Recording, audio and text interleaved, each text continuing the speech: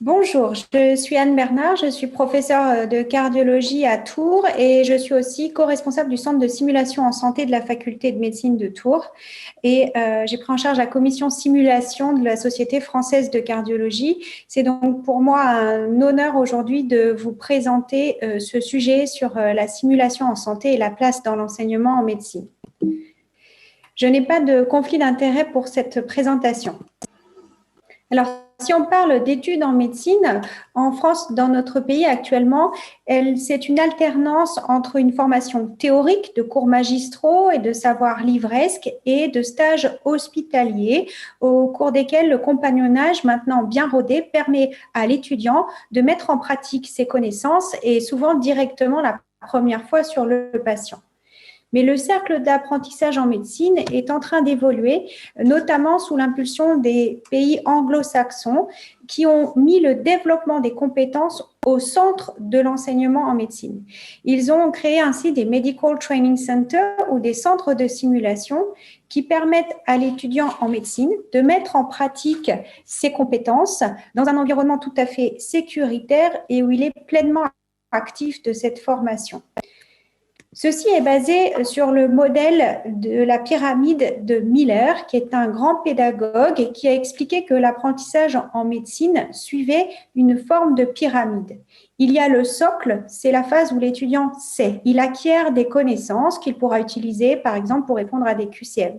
Et puis, il y a la deuxième étape qui est il sait comment. Il va utiliser ses connaissances pour analyser et interpréter des données et ainsi résoudre un cas clinique. Après ces deux étapes cognitives, on passe aux étapes comportementales. Il va démontrer comment il sait faire. Et ça, c'est un point important de son développement et de l'apprentissage. Avant de faire, le DAS, il fait et il est capable de façon autonome de gérer une situation en pratique dans un milieu professionnel réel. La simulation s'inscrit dans cette troisième étape de la pyramide, permet de faire le démontrer de l'étudiant en le formant ou alors en l'observant dans sa façon de faire. Alors, qu'est-ce que la simulation?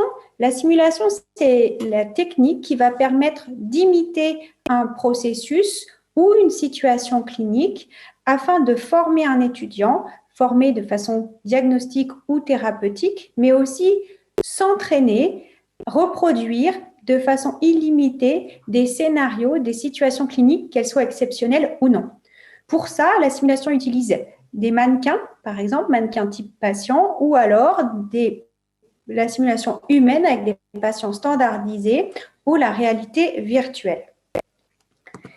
Alors, ce modèle d'enseignement par simulation, il n'est pas nouveau parce qu'il est déjà largement utilisé dans d'autres domaines comme l'aviation ou l'industrie nucléaire. C'est d'ailleurs dans ces domaines-là où la simulation est indiscutable. C'est une méthode essentielle de la formation à toutes les étapes de la formation, que ce soit pour former un pilote ou un équipage. Et même au stade de la formation continue, la simulation reste un passage obligatoire. Alors en médecine, on a pris du retard sur ces domaines, mais pourtant ce n'est pas du tout nouveau. On peut rendre hommage à Madame Ducoudray qui au XVIIIe siècle avait fabriqué son propre mannequin de simulation, cousu elle-même.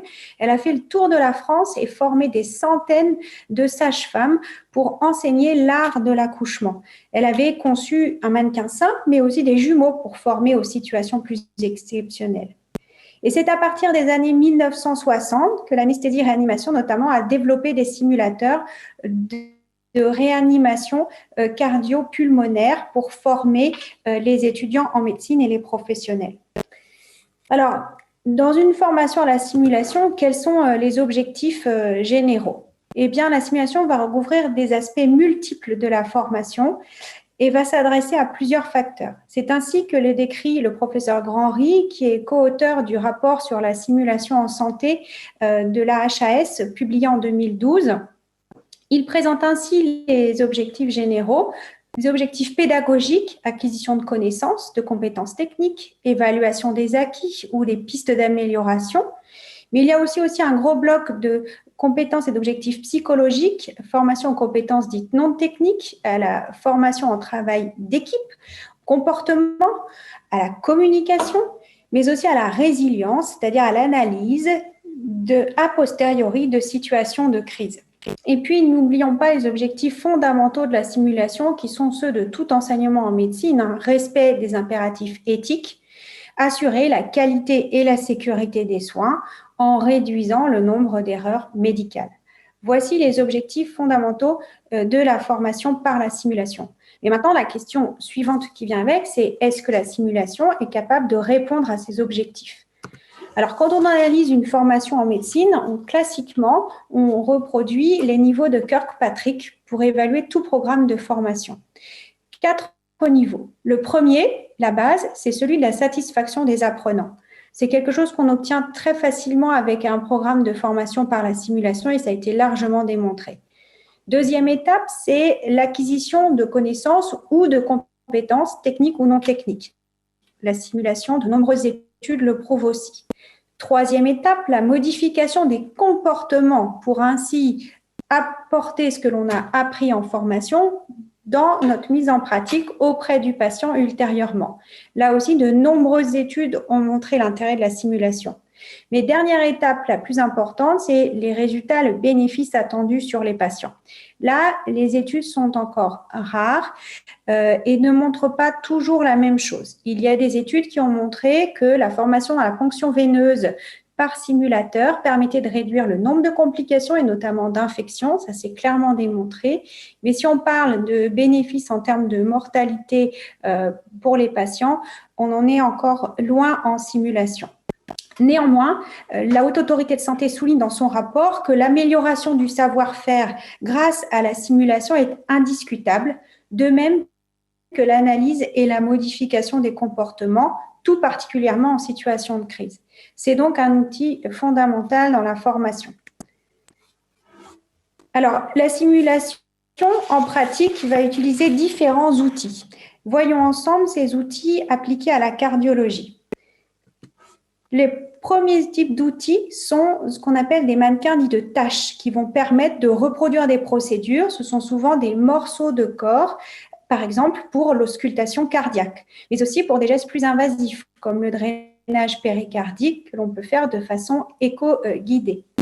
En cardiologie, on a aussi des simulateurs de tâches qui sont dits de haute technicité, avec des logiciels beaucoup plus performants et complets pour former à l'échographie cardiaque transthoracique, et notamment au rapport anatomique, écho-anatomique, mais aussi à l'échographie cardiaque transœsophagienne, qui est un geste semi-invasif. Certains vont bien sûr au-delà avec des simulateurs de procédures interventionnelles pour la coronarographie, pour les procédures structurelles et pour l'électrophysiologie. Ils peuvent ressembler à ce que l'on a en haut à gauche, des bancs de simulation, mais aussi être comme un corps entier que l'on peut installer dans un univers qui va permettre une immersion complète au cath lab. Et alors, le succès de ces simulateurs, on le voit quand ils sont utilisés dans nos séries américaines médicales. On voit l'importance que prennent ces simulateurs dans les pays anglo-saxons.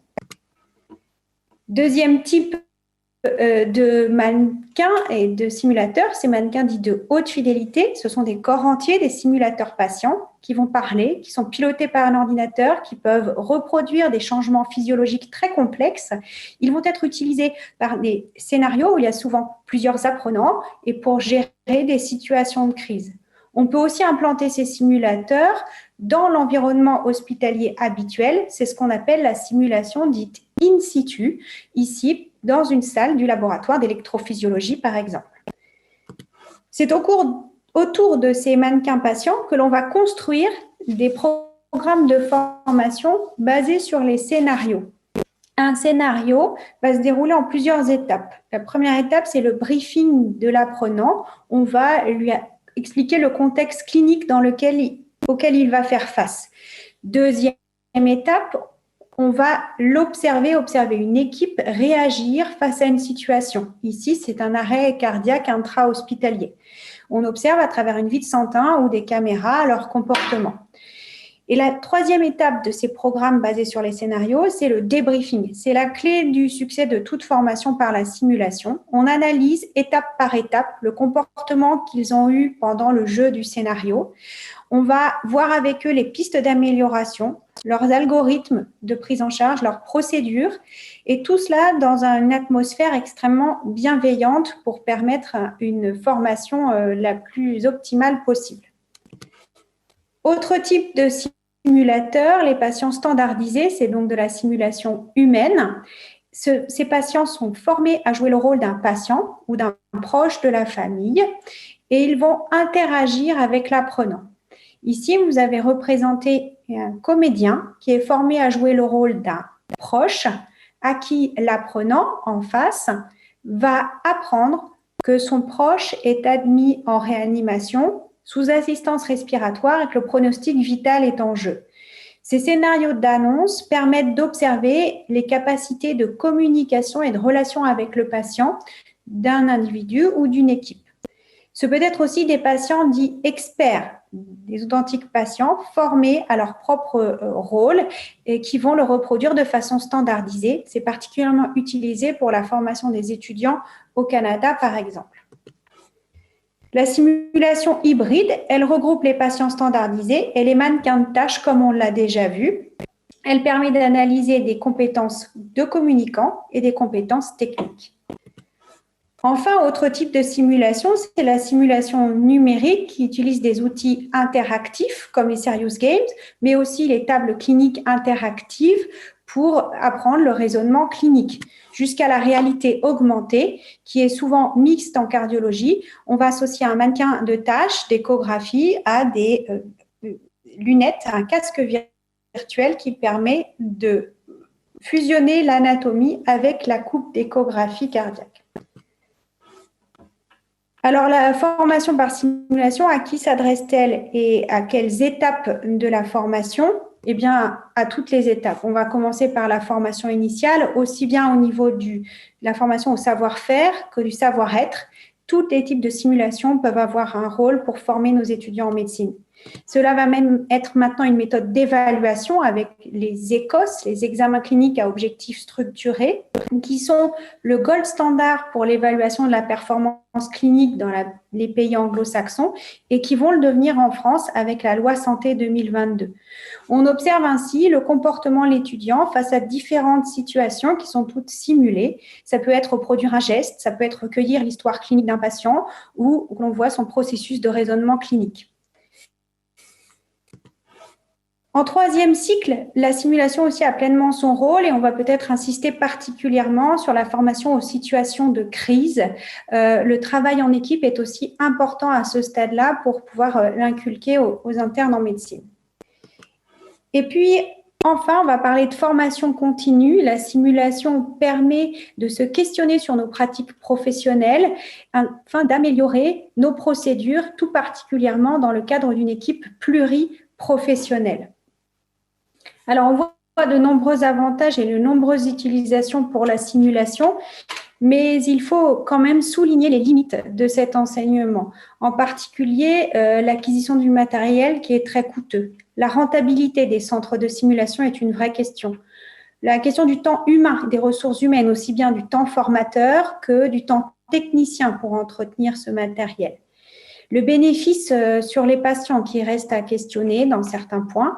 Et puis, on peut souligner le manque de fidélité ou de réalisme qui vont limiter l'engagement psychologique de l'apprenant et donc ne pas remplir, dans certains cas, un rôle formateur comme on l'aurait souhaité. Et ça, c'est à prendre en compte dans les débriefings que l'on a. Alors, pour conclure, je vous propose de voir ensemble les 4 futurs challenges à relever en cardiologie. Le premier est celui de l'accessibilité au matériel de haute technicité. À travers la France entière, tous les centres ne pourront pas se doter de ce type de simulateur et il faudra donc y réfléchir tous ensemble. La deuxième étape, c'est la formation en situation de crise en cardiologie et pour cela, à suivre le modèle de l'anesthésie-réanimation et de la médecine d'urgence qui est largement en avance sur nous. Troisième étape, c'est le développement de programmes de simulation en cardiologie afin de créer un réseau français sur ce sujet-là. Et quatrième point, c'est l'intégration de la simulation dans la recertification. C'est une vraie question à se poser aussi pour les années à venir. Voilà, je vous remercie de votre attention et je vous invite à visiter l'espace simulation des IGESFC.